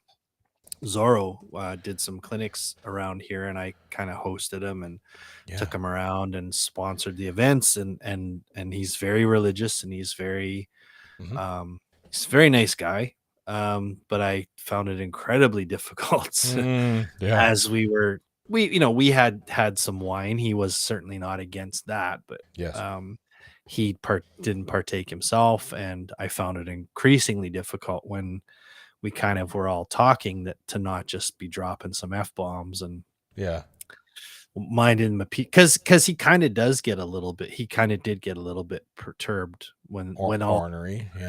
When all that started happening, he sort of excused himself and left. But totally right. I don't He know. won't, I think he I wouldn't be the only one, and I think that's the no. hard part. Reading the room, yes. Yes. Um, Also recognizing, do I need to be swearing, or do I need to be, probably yes, but still, Yeah. if that's part of your vocabulary, if that's how you express yourself. And I'm a Sure. big, obviously, and people have heard me say this many a time, that it's just words, you know what I mean? Yeah. It's a way Yeah. of expressing yourself, but it's fine. Yeah. But some people can get offended by that. And if you're representing your company, your brand, or in my case, I'm representing a major corporation, there are some Yeah. professionalism that you need to do. Yeah. But also, I'm reminded that sometimes you're with artists. I'm not saying this happened. I'm totally not saying this happened. Mm. But sometimes you're with artists and they've got to excuse themselves to do a couple snorts of something or whatever, right? Like, I think that happens more often. probably that's true. I just didn't. Yeah, I didn't see, luckily, with any artists I was with. But nonetheless, it was just like, you kind of got to be ready for that. You're entering into the music industry, right? So For sure. I think any couple snort skis, any artistic industry, or I mean creative industry. creative industry for sure. Yeah. I think My mom's an artist, and she's probably snort skis all the time. Oh wait, is she still on? She must be. She probably still is. I'm trying to get her attention right now. She probably. Oh, okay. Yeah. Yikes. She's probably learning how to type. How do you write the word snort skis? Oh No, shit. she's fine. She's cool. I'm joking. Yeah. I'm joking. But being creatives, if we're hearkening back to the olden days. Lol. Mom just says lol. Mom lolled. She lolled. Yeah. Well, and to that end too, sort of circling back to the retail side. Yes. As you do in the retail, sometimes you do host well-known artists for clinics and stuff like that. And so at that point, I think it's important for I do think it's important for the sales or marketing or management team to err on the side of, well, so and so's coming in today. We have to put our best foot forward. Yes. It's also at that point a business thing, because it's the company's being repped by that. Like, for example, Will Calhoun came to the place I worked at. Yes. And it was through Mapex at the time. Mm-hmm. And we weren't sure what it was. A bunch of, just happened to be three guys on this sales team that sort of were taking care of him. And we were actually forewarned by Will's Mapex contact that he wasn't much of a party guy, and he wasn't really big on shenanigans. He's kind of a and also Gavin Harrison was another guy. He's very introverted. He's very shy. He's not big on even conversation. He sort of sat off. Yeah. And we were forewarned by, I think, Al or maybe Scott. That I remember doing it. Don't take offense to it. That's just him. He's just kind of. He set his boundaries. He was very quiet. Sorry, a quick side. He set his boundaries very well. He was very quiet at the beginning, and then I was left alone with him for the afternoon setting up his kit. And I don't know how it happened, but we got into this conversation about old, like Modern Drummer magazines, like old. And he went off and talked for hours about his collection of like old. Oh. He collects old drum magazines and drum ads and that type of thing. Oh, yeah. And he was awesome. And then at the very end of the clinic, he apologized to everybody and said, "Look, we're going to do lineups over there. I apologize in advance. I will not be shaking everybody's hands or be touching. It's just a thing. I shake lots of people's hands. I've had to shake a lot of people's hands over the years, and I try to just keep germs and just keep distance as much as I can. So please don't take offense to that. So just I just keep distance." And everybody was like, "Great," and they just knew the limitations. You walk up, you get an autograph, get a little photo with them, and you walk away. Yeah. But he was a very cool, genuine. He was a perfect example of a hero of mine who didn't let me down. Gotcha. Yeah, I think we probably had that many a time. Drummers that we think are, or just anybody who we think are amazing, and then all of a sudden you meet them in person, and you're like, "Oh my god, that guy was an asshole." Jesus. I think it's happened a couple of times for me. Yeah. Yeah. Couple times. I'm gonna hit go on that right there. Yeah. Yeah. Yeah. Okay. Well, I like what we did tonight. We did good stuff. We're just hanging out, being cool guys. Talk good things. I love the conversation about retail and how we can inspire young kids in particular to get into drumming in one way or another. Yep. And we learned how not to walk up to celebrities and tell them how great they are. Exactly.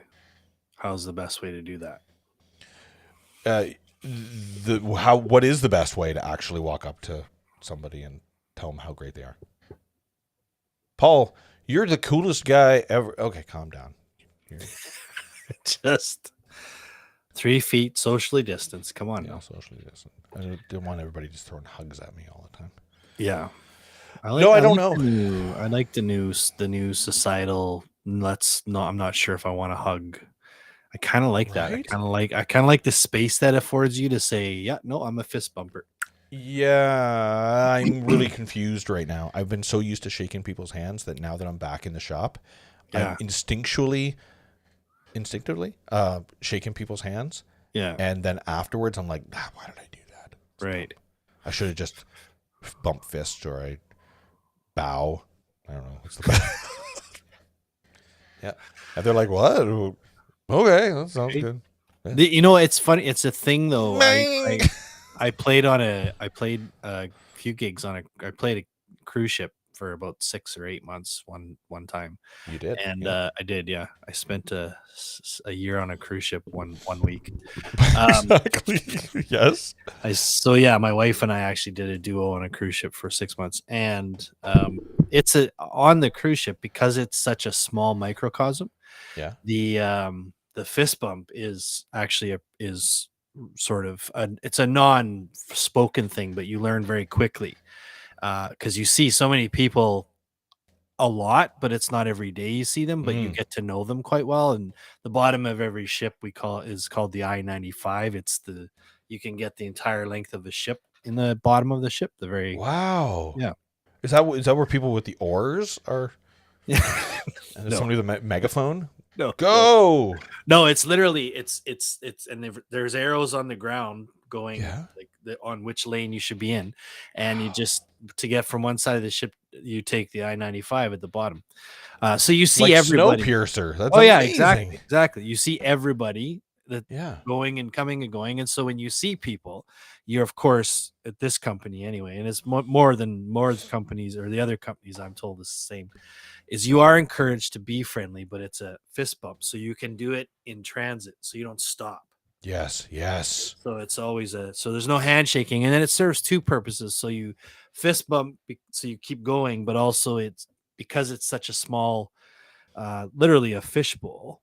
Yes. It saves on the spread of course, disease, of like colds and stuff, and even viruses. before the pandemic. Yeah, just colds even flus before, and, because there's been outbreaks on ships, and it's not pleasant. You have to be quarantined to your room. It's not pleasant at all.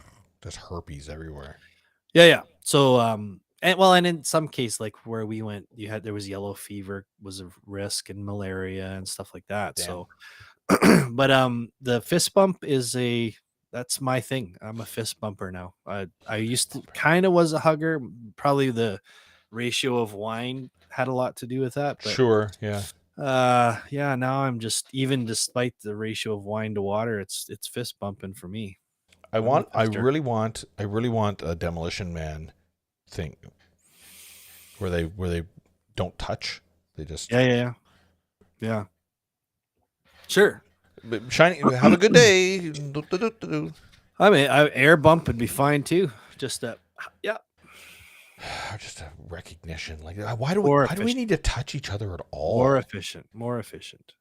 Yeah, and just like not non-committal, right? Like I'm a fan of bowing. Just cool, bye. Yeah, the Asian cultures have it. It pays more respect without touching, really. Why can't it be like just like bowing or like double wink? Like, yeah, that means thank you. Yeah. Well, and I in just some, made I that up. mean, in some cases, it's my time in China. Definitely, when you met someone, especially if someone wanted to meet you, the bow was implied, like you sort of bowed to each other. Yes. And then it was actually in modern China now, the handshake follows, but it's one of those like you sort of. It's not like a handshake. It's like you're shaking hands, but then you both grasp like it's like a The wrist. Yeah, yeah, the yeah, yeah, wrist. yeah, Yeah, yeah, yeah, yeah. yeah. And Yeah. it's way And more. then you go like this, clack, clack, clack, clack. Can't imagine. And then you there's a special handshake for each person that you meet. I met in China. I met a guy who wanted to meet me, and because he'd never seen someone like me, he'd never laid eyes on a in person, I guess. Yeah. Uh, A North big, American? big bald white dude, I guess is the way I could describe it. I don't know, or a drummer. I'm not sure which one, True. but Yeah. I, I'm quite tall and I'm fairly portly. So, at the time, I think I was probably too soft 220 and 6 foot. So, Okay. I was the biggest man in the room. And so he promptly decided he'd like to meet me. Yeah. And he had this huge scar across his head. Like it looked like it's like his skull had been broken. It was Whoa. crazy. Yeah. Yeah. So Jason, the manager, said, "This is Sean." He introduced me in Chinese, and then he said, "Sean, this is uh, Mr. Liu." Liu is a common surname in China, and so Yes. and generally it's kind of like someone of importance or money, or Mm. in this case, the criminal industry. They just use a generic term, their name, Mr. Liu. Tell me more. And yeah, so I introduced myself, and you always say in China, it's the highest honor to tell someone Xinghui, which Shinque? is Xinghui, which means it's an honor to meet you, and it's Mm. an honor to be in your presence. And then you introduce yourself. So you say your name, 我叫 Sean, and then Xinghui, and so that's the ultimate, and I was taught that pretty early when I was there.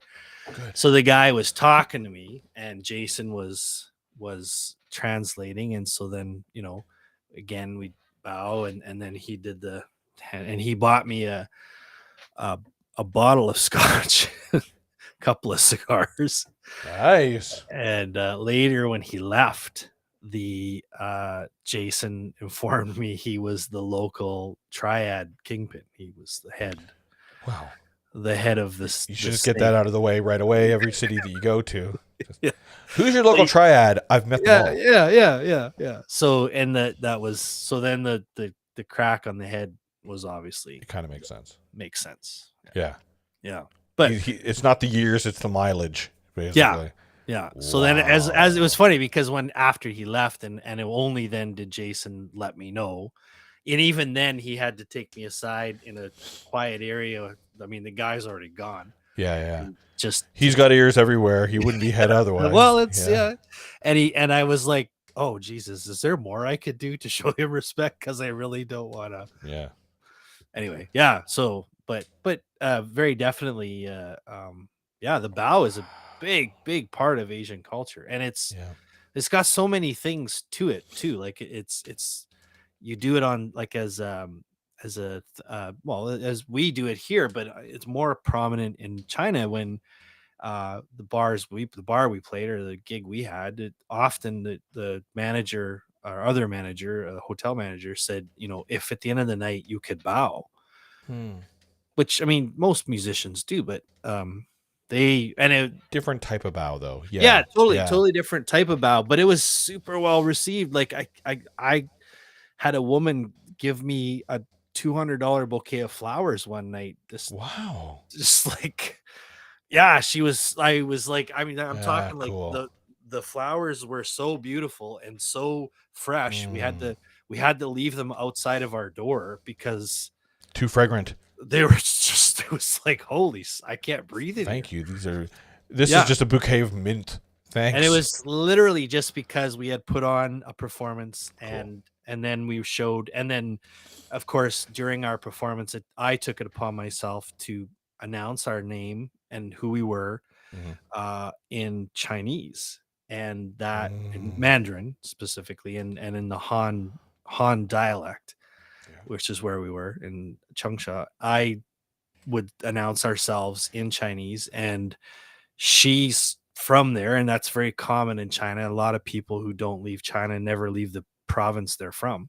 Yes. And she was just like, she was overtaken with emotion by the fact that Mm. I learned to speak Mandarin in the Han tongue, Yes. and that we played these songs, and I think she actually requested a song that we played. Mm. And Hotel then California. yeah, that was a lot. Yeah. Yeah. Or what was the other one? I can't remember. And Sweet then we Home did, Alabama. yeah, we did the and then we, at the end of the night, we bowed. We did a Cool. very traditional bow.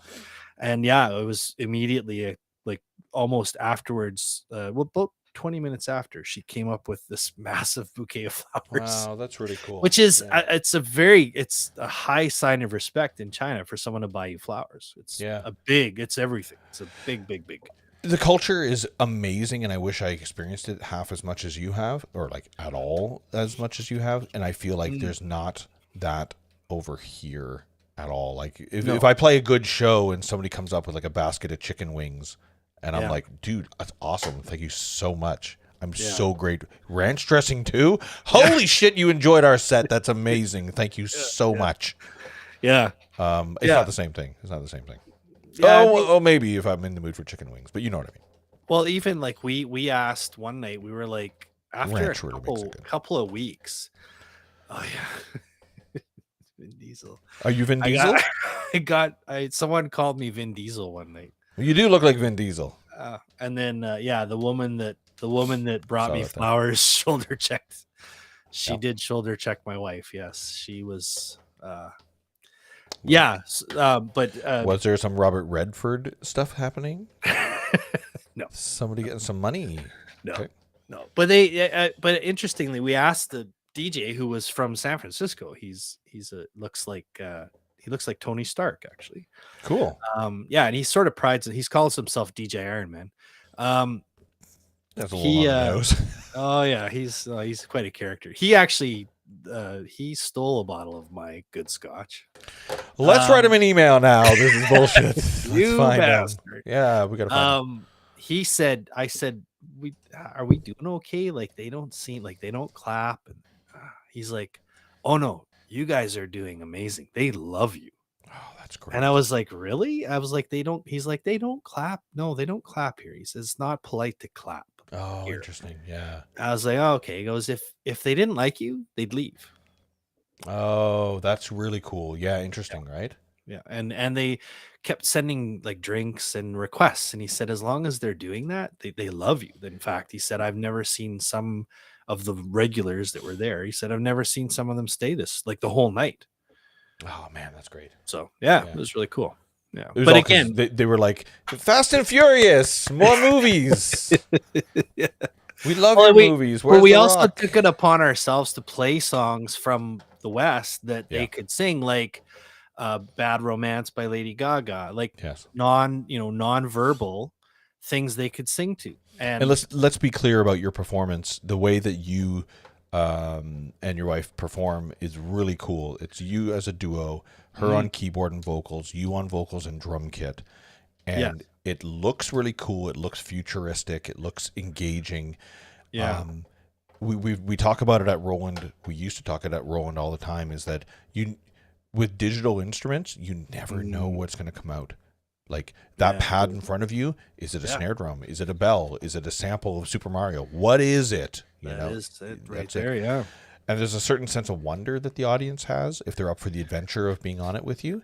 And you and Jill do that really cool. Really cool. Yeah. I've caught you guys a couple times, and you know as well as I do that I try to replicate what you're doing and do it horrendously bad. But you guys do some really cool things that I can understand an audience would want to engage with. Yeah. Well, and we did pop really well because we had all of the instrumentation. And I would grab all the original like synths and stuff. And I mean, we did it as a duo fashion. We never ran tracks or anything like that. Yeah, But we could cop things that lots of bands doing acoustic stuff couldn't.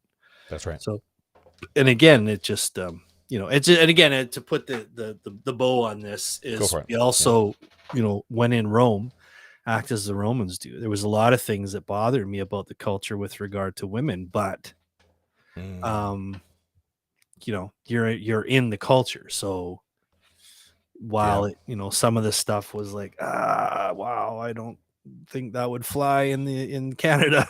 Yes, absolutely. You're not in Canada, pal. Yeah, I hear that. I hear Yeah. that, man. Yeah, Yeah, yeah. and it's sometimes it's hard to witness because you do see things over there because of the way that they view women and men. The echelon is Yep. men and then women. Yep. So yeah, it's tough to take, but you also understand too. You're in their country, so There's there's something I like to say about like the best. I'm not saying they're villains, but the best villains are the ones that think they're the heroes, right? that's true. And it's interesting that although we might look at that situation and go, "Oh, that's really disrespectful," or however, Mm. they're equally looking at us, going, "Why would you allow this to happen? Why would you, Yeah, you know?" yeah, And so yeah, we're the bad guys in that case as well.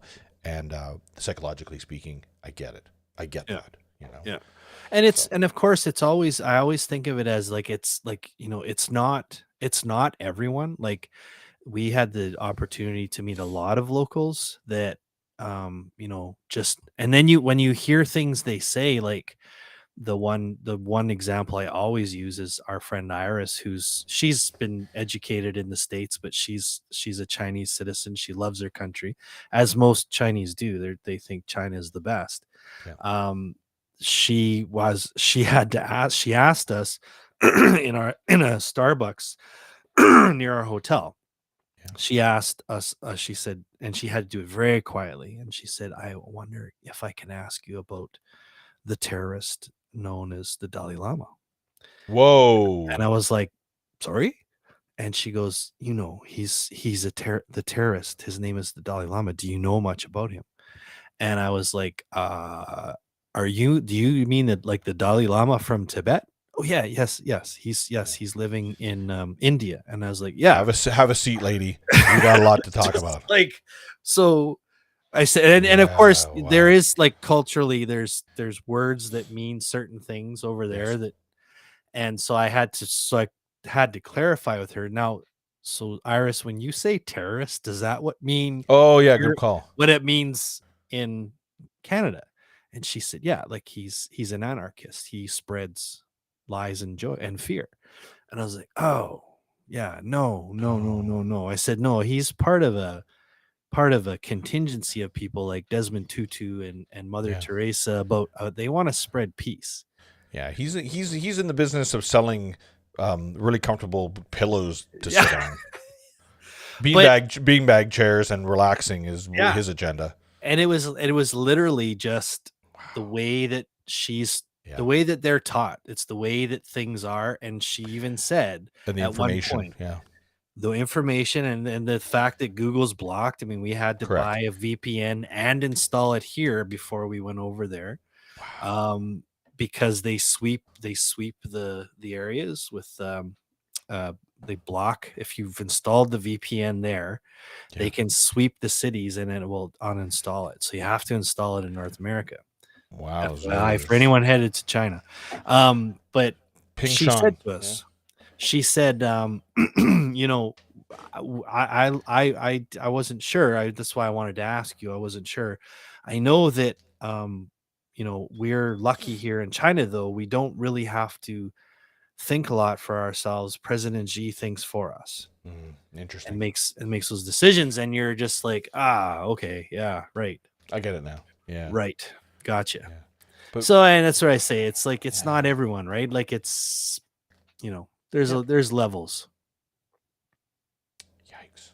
Yeah, Drums is fun. isn't it? It really is. Okay. We could do a whole stream on my China stories. We could. Yeah. Okay. Well, this is it, dude. This is it. It was a cool hangout with you. Yeah. It's funny. I told Tanya, I said, we'll be about an hour or so. 2 hours later. Yeah. Well, famous last words. Thanks, everybody, for hanging out with us today. We appreciate it. We'll do more of these. We'll do little hangouts. Yeah. We have one coming up. I'm not sure Correct. the date, but watch our stream, watch our Facebook page, watch our everything. Instagrams. And we're going to be doing a series or a talk on ethnomusicology. I love that idea. Yeah, two very, very, very amazing musicians. Yep. Natasha Hoskins and Hans Verhoeven. Oh, I love it. Yeah. So Into coming a up, whole other realm. Of, yeah, total other realm. Way off the throne. Way off the throne. Way off the throne. Way off the throne. Okay, well. In that case, thanks everybody for hanging out. Did you make an end slate? I doubt it. Yeah, I did. Did you make the beginning one is the end slate. Nice. 2 for 1, bud. I'm all about ease, man. Yeah, I've heard that. Well, I should give you the last word, though, Paul. Oh, what's my last word? Yeah, you're the last word. No, I hate last words. I like everything that. Nice. I like what we're doing here. If you get opportunity to go and talk to somebody influential, if you get the opportunity to meet somebody, you should take it every time with respect to them. You should go up and at least say hello, and then live for the rest of your life wondering if that conversation went well and if that person is making fun of you every time that they think of that awkward interaction with you in some obscure festival from 20 years ago.